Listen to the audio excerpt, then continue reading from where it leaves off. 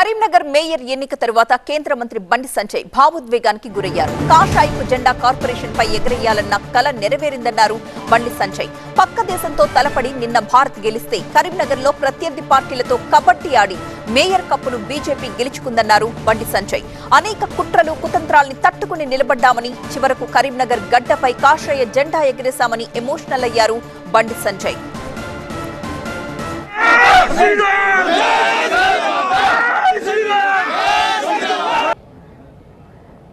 కరీంనగర్ గడ్డ మీద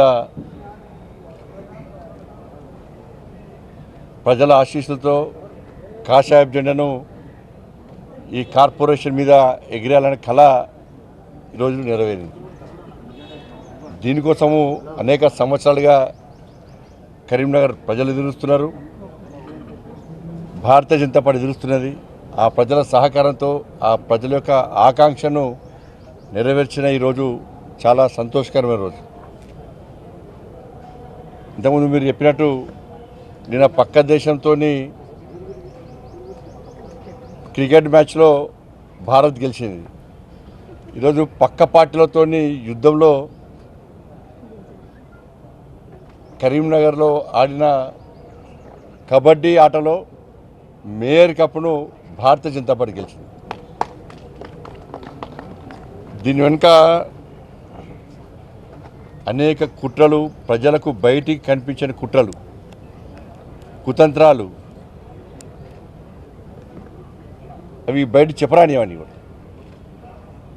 కానీ ఎన్ని చేసినా కూడా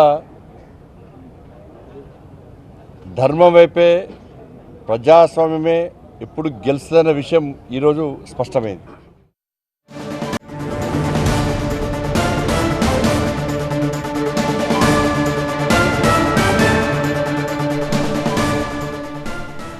కరీంనగర్ పై చేసిన కుట్రల్లో సీఎం హస్తం ఉందని ఆరోపించారు బండి సంజయ్. తమకు 35 కార్పొరేటర్ల మద్దతున్న కుట్రలు చేస్తారా అని ప్రశ్నించారు.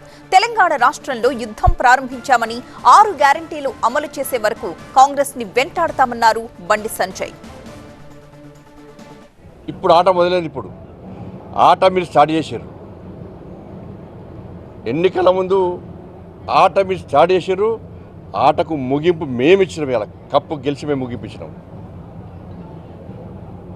బీజేపీని అడ్డుకునే దమ్ము మీకు లేదు.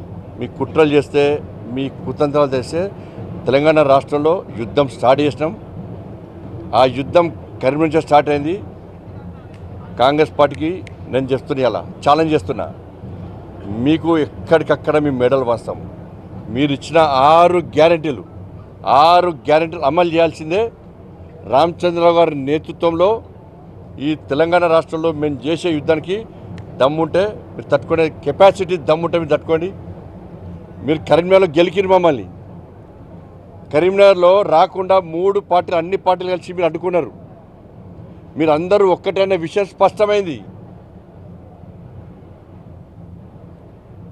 ఇప్పుడు స్టార్ట్ అయింది ఆట. మళ్ళీ కొత్త ఆట మళ్ళీ స్టార్ట్ అయింది. ఇస్తాం, దాన్ని కూడా పక్కా ఇస్తాం. మేము పక్కా ముగింపిస్తాం. మేము మిమ్మల్ని వదిలిపెట్టే ప్రసక్తి లేదు.